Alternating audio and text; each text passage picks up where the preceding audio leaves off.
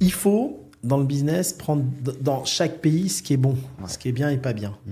Parce que la réalité, les gens, ils vont pas la dire parce qu'ils connaissent pas l'écosystème. Tu as plein de gens sur les réseaux, ils sont là en train de parler, en train de critiquer tel ou tel pays, mais ils comprennent rien. Je peux t'assurer qu'aujourd'hui, tu leur dis donne ton passeport européen et je te donne ton passeport de ton pays d'origine. Je t'assure qu'ils vont tous garder le passeport européen. D'accord ?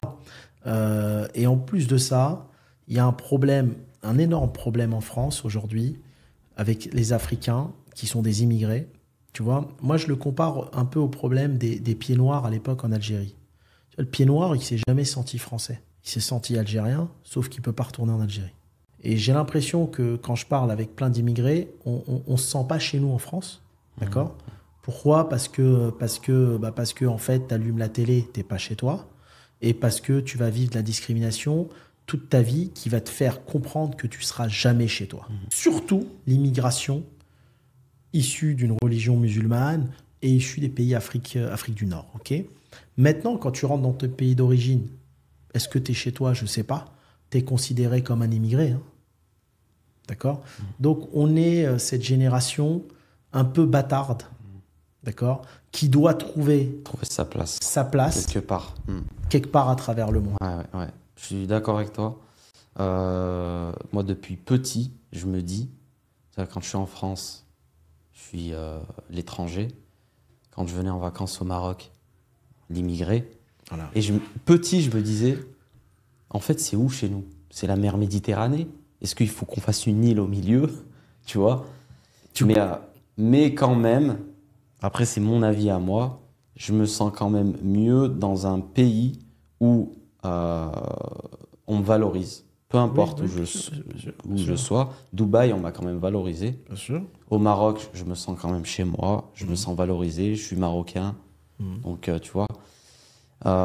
Mais c'est chiant de ne pas trouver sa place. Pendant un moment, tu as énormément de personnes qui cherchent leur place un peu... Mais c'est pour ça que... Qu'est-ce que tu leur conseilles à ces personnes-là qui cherchent un peu leur place ? Mais soyez comme moi, citoyens du monde. Demain, on va tous mourir, qu'on soit enterrés là ou là, c'est pareil. Il y a un moment donné, le monde est beau, il n'a pas de frontières. Il faut trouver sa place là où il y a le bonheur. Ouais. Je parlais avec un Marocain quand j'étais en Thaïlande. Il a ouvert un superbe resto marocain et ça fait 15 ans qu'il est là-bas. Il est heureux, tu vois. Et il était avec sa femme et tout, très heureux. Je veux dire, tu t'installes là où tu trouves la paix.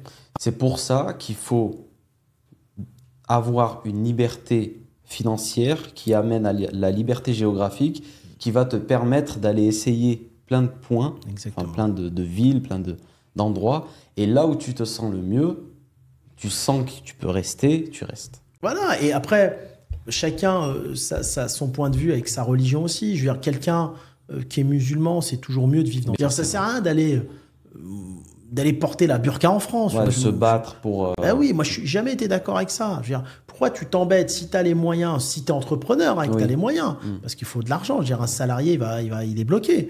Autant aller vivre dans un pays qui respecte ta religion, où même toi, tu n'embêtes pas les gens, où tu te sens à l'aise. Je veux dire, le ramadan arrive, c'est toujours plus sympa de le passer dans un pays musulman qu'un pays non musulman. Chacun, c'est tradition. Tu peux pas non plus dire aux Français, changez vos traditions, ça devient comme ça chez vous, tu vois. Chaque pays est bon pour un truc, ça c'est pareil. Tu me dis rendement locatif, je vais te dire Asie, je vais te dire ça. Et tu vas me dire start-up, licorne. Bizarrement, je vais te dire la France aussi. Hein. Chaque pays a ses avantages. D'accord ? États-Unis, c'est plus compliqué parce qu'il faut vraiment y être, il faut vraiment être intégré. Mais voilà, il y a cette complémentarité à voir. Aujourd'hui, tu as vu les billets d'avion, c'est rapide. Tu as des vols dans tous les sens. Tu peux faire 3 pays par jour si tu as envie. Et il faut aller chercher le business là où il est. Comment gagner facilement 50 000, 30 000 euros par mois, 100 000 euros par mois sans se prendre la tête. Je vous donne des idées. Pourquoi ? Des idées que si j'avais eu le temps, je les aurais fait moi-même. Mais j'ai pas le temps de tout faire.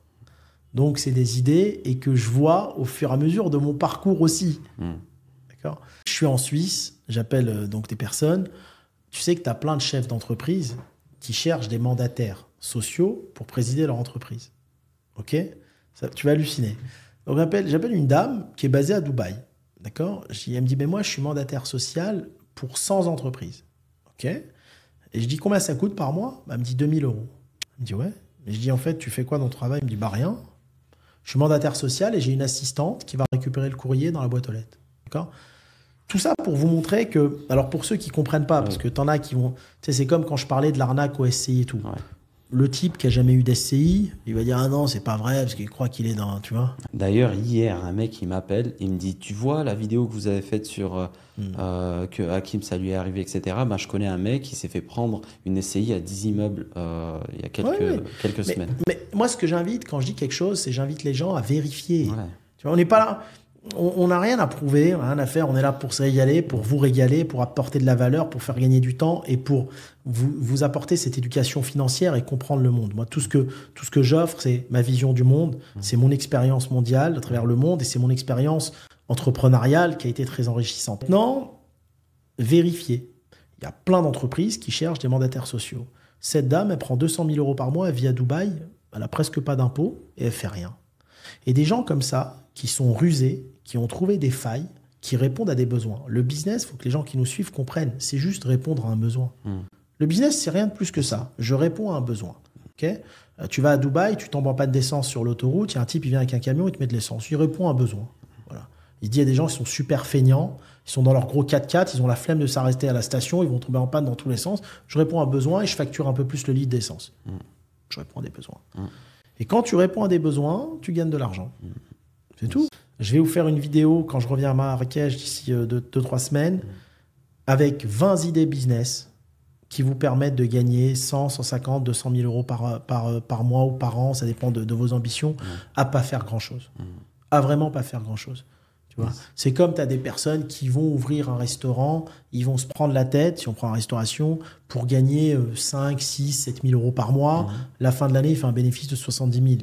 Aujourd'hui, tu peux, dans plein de villes en Europe, en France, prendre à bail un local, tu as juste à verser le départ, c'est-à-dire je vais verser les loyers de départ, et vendre ce droit au bail à quelqu'un d'autre, tu as le droit. Tu as plein de chaînes de restauration en France qui ont un service développement. C'est des développeurs. Un développeur, c'est un salarié. Il ne sera jamais aussi compétent qu'un patron. Oui. Toi, tu es patron. Moi, j'ai une grosse chaîne, j'ai 1000 restos. Je cherche un local, je sais pas, à Rennes. Mes développeurs, c'est des salariés. Mais maintenant, si toi, tu vas chercher, tu vas fouiner, tu vas aller à Rennes et tu vas rester une semaine, tu vas trouver plus facilement que mes développeurs parce que tu es patron. Tu vas m'appeler, tu dis bonjour, tel groupe, ben, j'ai trouvé un droit au bail, est-ce que ça vous intéresse? Je sais que vous cherchez dans cette ville. 300 000 euros. Tu as gagné tes 300 000. Tu vas payer ta plus-value là-dessus sur ta société, mais tu as fait ton année. Tu as travaillé 15 jours, un mois, tu as fait ton année, le reste du temps, tu pars en vacances. Et en fait, ce que je veux expliquer aux gens, c'est que dans la vie, il faut être rusé. Si vous voulez gagner de l'argent, beaucoup d'argent facilement, c'est pas en travaillant tous les jours de 8 à 18. Ceux qui font de l'argent, c'est pas ceux qui sont meilleurs à l'école, c'est pas ceux qui travaillent 7-7, c'est ceux qui sont rusés, intelligents. C'est eux qui font de l'argent. Moi, j'appelle ça l'intelligence commerciale.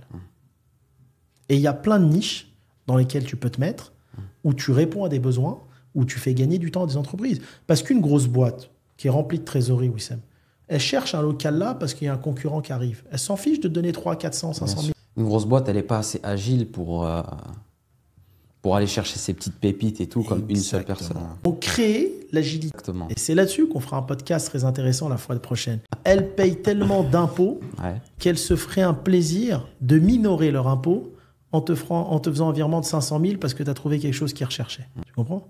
Nous, juste dans le développement à l'époque de ma première chaîne, juste avec ce business de trouver les locaux et de les revendre, je crois qu'on a gagné au moins 10-15 millions d'euros.